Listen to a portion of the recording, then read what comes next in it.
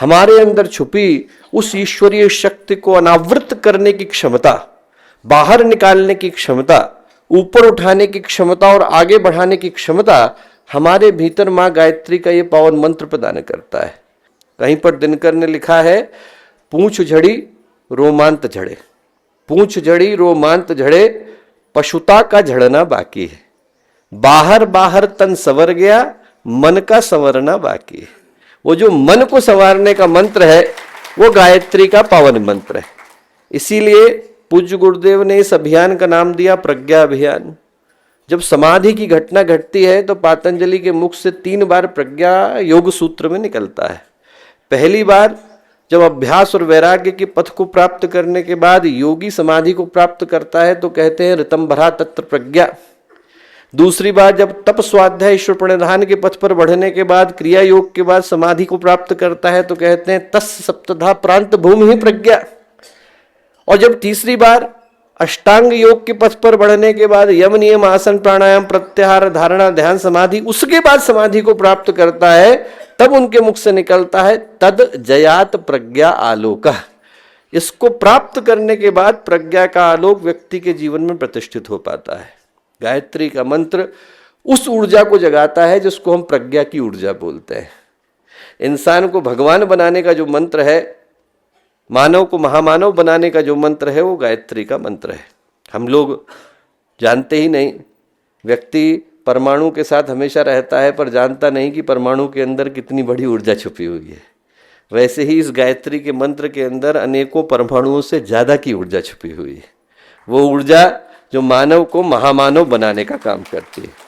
और वो बनने के लिए दोस्तों एक ही शर्त काफ़ी है कि इंसान के जीवन में जो दिखाया गया पथ है उसके प्रति अहर्निश निष्ठा विकसित हो। ये जो हरिद्वार का कनखल में रामकृष्ण मिशन का आश्रम है, इसकी घटना बड़ी प्यारी है।